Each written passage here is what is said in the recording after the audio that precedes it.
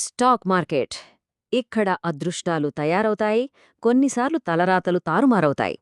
రండి, ఈరోజు మనం ఈ ప్రపంచాన్ని ఒక ఫుల్ టైం ట్రేడర్ కళ్లతో చూద్దాం. ఆయన ప్రయాణం ద్వారా దీని లోతుపాతుల్ని అర్థం చేసుకునే ప్రయత్నం చేద్దాం. రైట్. ఇక నేరుగా విషయంలోకి వెళ్ళిపోదాం. ట్రేడింగ్ అనే ఈ హై రిస్క్ ప్రపంచంలోకి. అయితే ముందే ఓ హెచ్చరిక. ఇది మనం అనుకున్నంత తేలికైన ప్రయాణం కాదు. వామ్మో, ఎంత పవర్ఫుల్ మాట కదా ఇది! ట్రేడర్లు రోజూ ఎంత మానసిక ఒత్తిడిని ఎదుర్కొంటారో ఈ ఒక్క వాక్యం చెప్పేస్తోంది. అంటే ఇది కేవలం డబ్బు సంపాదించడం గురించి మాత్రమే కాదు, మన మానసిక ఆరోగ్యాన్ని కాపాడుకోవడం గురించి కూడా అన్నమాట. అసలు ఇంత రిస్క్ ఉందని తెలిసి ఎందుకింతమంది దీనివైపు పరుగులు పెడుతున్నారు? ఏముంది ఇందులో అంత మ్యాజిక్? ఆ రిస్కులు ఏంటో సరిగ్గా అర్థం చేసుకోవాలంటే ముందు మనం బేసిక్స్కి వెళ్ళాలి. అంటే అసలు ఈ స్టాక్ మార్కెట్ ఎలా పుట్టింది, ఎలా పనిచేస్తుంది అనే విషయాలు తెలుసుకోవాలి. భయపడకండి, పెద్ద కష్టమేం కాదు. ఇలా అనుకుందాం, మనకు మంచి టీకొట్టుంది, బిజినెస్ అదిరిపోతుంది. ఇప్పుడు దాన్ని వేరే ఊళ్ళో కూడా పెట్టాలనుకుంటున్నాం. కానీ చేతిలో డబ్బుల్లేవు. ఏం చేస్తాం? పెద్ద పెద్ద కంపెనీలకు కూడా సేమ్ ఇదే ప్రాబ్లం వస్తుంది. ఇప్పుడు వాళ్ల ముందు 3 దారులుంటాయన్నమాట. 1, బ్యాంకుకెళ్ళి లోన్ తీసుకోవచ్చు, కానీ వడ్డీ కట్టాలి కదా. 2, వెంచర్ క్యాపిటలిస్ట్ దగ్గరికెళ్ళి డబ్బులడగొచ్చు, కానీ మన కంపెనీలో వాటా ఇచ్చేయాలి.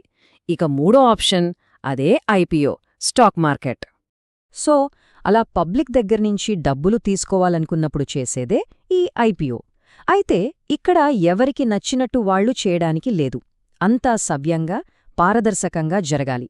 అందుకే దీనిపై సెబీ అనే ప్రభుత్వ సంస్థ ఓ కన్నేసి ఉంచుతుంది. అవును, దీని యొక్క కంపెనీకి జరిగే పెళ్లిలాంటిదే అనుకోవచ్చు.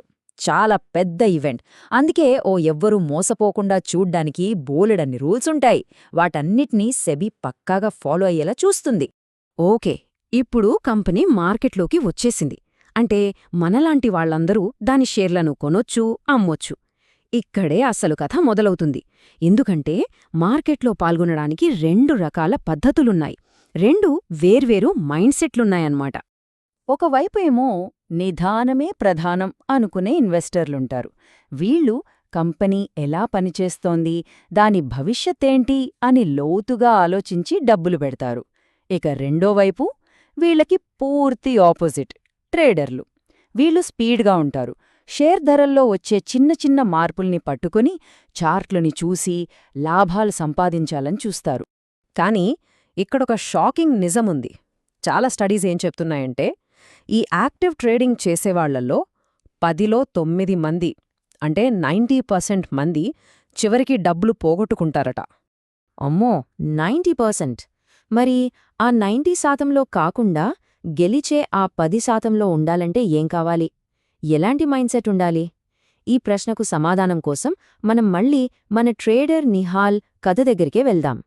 నిహాల్ ప్రయాణం చాలా డిఫరెంట్. స్కూల్ చదువు నచ్చక మధ్యలోనే మానేశాడు. కాని నేర్చుకోవడం ఆపలేదు. స్వంతంగా ఇంటర్నెట్లో రీసెర్చ్ చేసి వ్యాపారం గురించి తెలుసుకున్నాడు. అతని సక్సెస్ ఏ కాలేజీ డిగ్రీ నుంచో రాలేదు, నిజ జీవితంలో ఎదుర్కొన్న అనుభవాల నుంచి వచ్చింది. ఇది చాలా ముఖ్యమైన పాయింట్. బేసిక్స్, ఫౌండేషన్ చాలా బలంగా ఉండాలి. పెద్ద గేమ్ ఆడాలనుకునే ముందు అసలా ఆట రూల్సేంటి, గ్రౌండ్ లెవెల్లో ఏం జరుగుతోంది అనేది పూర్తిగా తెలియాలి.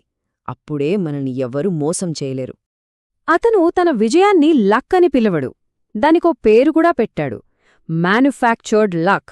అంటే అదృష్టం కోసం ఎదురుచూడడం కాదు, మన అవకాశాలను మనమే సృష్టించుకోవడమన్నమాట. చూసేరా, అతని దృష్టిలో ట్రేడింగ్ అంటే డబ్బులు సంపాదించే ఏటీఎం మెషిన్ కాదు, గ్యాంబ్లింగ్ అంతకన్నా కాదు. అదొక సీరియస్ బిజినెస్. దానికి ఎంత గౌరవమివ్వాలో అంతే ఇవ్వాలి. సరే, ఇంత దూరం వచ్చాక ఈ ప్రపంచంలోకి అడుగుపెట్టాలనుకునేవాళ్లు తెలుసుకోవలసిన అసలైన విషయాలు ఏంటి? విజయానికి ఫార్ములా ఏంటి? ఈ ప్రయాణం మొదలుపెట్టాలనుకుంటే 3 విషయాలు ఖచ్చితంగా ఉండాలి. 1, నైపుణ్యం. 2, సరిపడా మూలధనం. 3, ఓపిక. ఈ మూడింటిలో ఏది లేకపోయినా ఈ ఫీల్డ్ మనకు కాదని అర్థం చేసుకోవాలి. చివరిగా ఒక్కటే ప్రశ్న, స్టాక్ మార్కెట్ అనేది కేవలం ఒక సాధనం, ఒక టూల్. దాన్ని ఎలా వాడుకోవాలనేది మన చేతుల్లోనే ఉంది. ఓపికగా, నెమ్మదిగా సంపదని నిర్మించే ఇన్వెస్టర్గా ఉంటారా? లేక క్రమశిక్షణతో వేగంగా నిర్ణయాలు తీసుకునే ట్రేడర్గా ఉంటారా? ఇందులో ఏది రైట్ ఏది రాంగ్ అనేది లేదు. కానీ మన దారి ఏదో మనకు స్పష్టంగా తెలియాలి.